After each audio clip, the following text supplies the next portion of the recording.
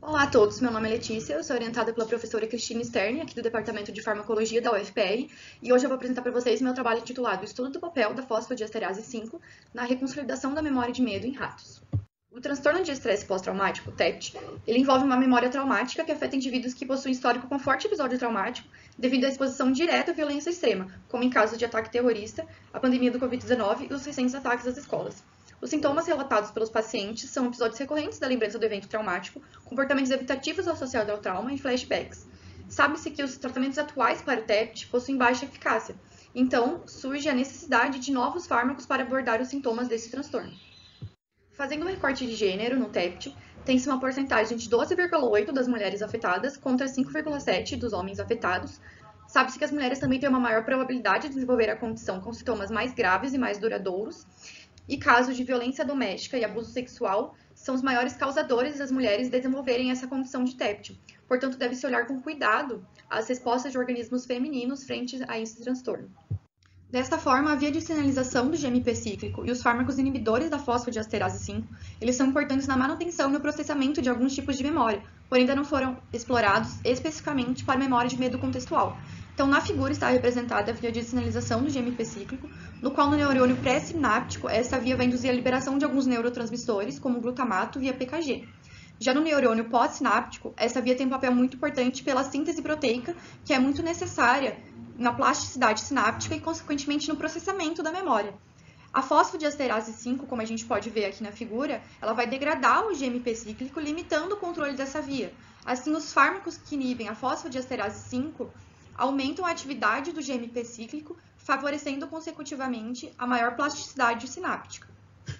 Nesse sentido, o objetivo desse trabalho é avaliar o efeito da inibição da fosfodiesterase 5 no momento da reconsolidação da memória de medo e também padronizar o protocolo de condicionamento de medo ao contexto em fêmeas. Para isso, foram utilizados ratos Wistar, machos e fêmeas, que passaram pelo protocolo de condicionamento de medo ao contexto, seguindo o desenho experimental ilustrado. 5 minutos após a sessão de evocação, somente os machos receberam tratamento com o inibidor da fosfodiesterase 5, o vardenafil, nas doses 0, 3 e 1 mg por quilo via IP, ou a solução veículo como grupo controle. 24 horas após essa sessão foi realizado o teste A1 e 7 dias após foi realizado o teste A2. Um dia após o teste A1 e A2, foram realizados, respectivamente, os testes B1 e B2.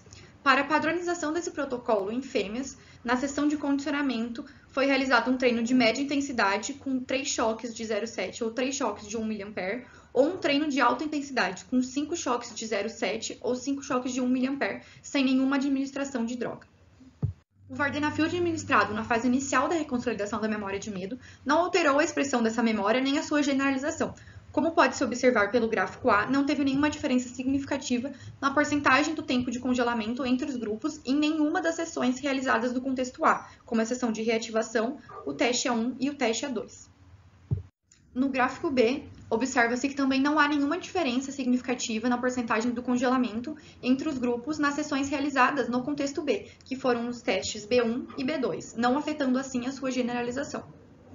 Já na padronização do protocolo, a média intensidade de treino não provocou mudanças comportamentais significativas em fêmeas, como pode-se observar pelos gráficos A e B, não há nenhuma diferença significativa no tempo de congelamento entre os grupos que receberam choques de 0,7 mA e 1 mA. Em fêmeas também foi observado um outro tipo de comportamento, o comportamento de hearing, ilustrados pelos gráficos C e D, no qual não há nenhuma diferença significativa entre os grupos novamente, porém somente a sessão de familiarização foi diferente das demais sessões realizadas no contexto A. Com o treino de alta intensidade, o condicionamento de medo ao contexto se mostrou significativo na evocação e teste A1, dependente da intensidade do choque. Como ilustrado pelo gráfico A, na sessão de evocação e teste A1, os grupos que receberam 5 choques de 1 mA tiveram um aumento significativo no tempo de congelamento, e o teste A2, como um todo, foi diferente de todas as outras sessões realizadas no contexto A.